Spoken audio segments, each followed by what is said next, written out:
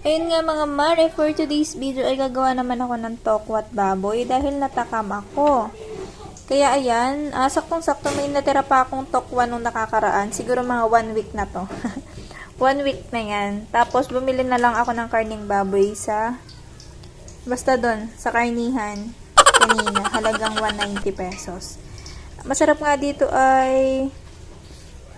dito ay gamitin ay yung maskara ng baboy. Yung may mga yung may tenga, yun, mas gusto ko yun kasi may gatel. Kaso walang available, so pork chop na lang ang binili ko. Tapos kumuha na nga rin ako ng sibuyas, sili, at saka kalamansi dun sa tindahan. So ngayon nga ay may sinalang na akong tokwa. And pabaliktarin ko na kasi ma-brown na.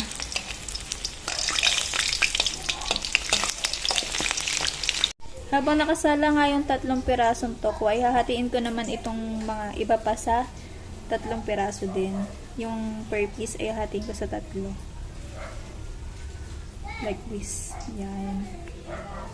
Bumili na nga rin pala ako ng kenchay kagabi nung namili ako ng gulay ng mga paninda. So, dinamay ko na 20 pesos yan. Madami pa yan, nasa rep lang. Ito lang yung gagamitin ko for today. So, yun mga mare, habang nakasalang yung mga tokwa, yung ibang tokwa, ay gagayatin ko naman itong mga naprito ko ng tokwa. Ayan, naprito ko na lahat ng tokwa. Susunod ko na itong pork chop.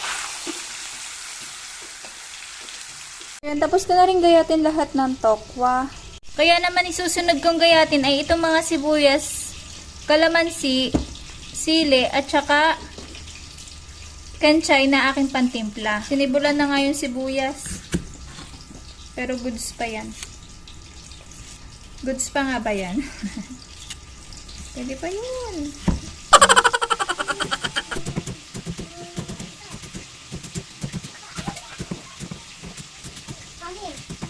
Hindi ba din kayo?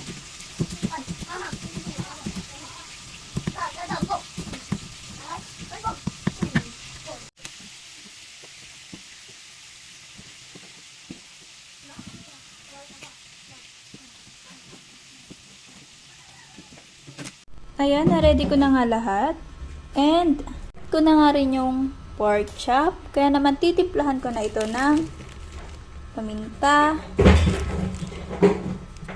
Ito na itong sibuyas, kenchay, tsaka itong konting sili. Siling green at tsaka siling pula.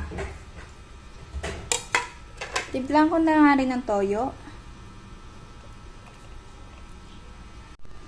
At ilagay ko na nga rin itong kalamansi juice. Lalagyan ko nga rin pala yan ng konting asukal.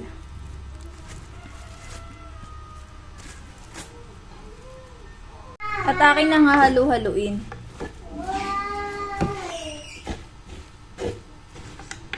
Ayun, dahil kukunti yung baboy, nangingibabaw yung tokwa.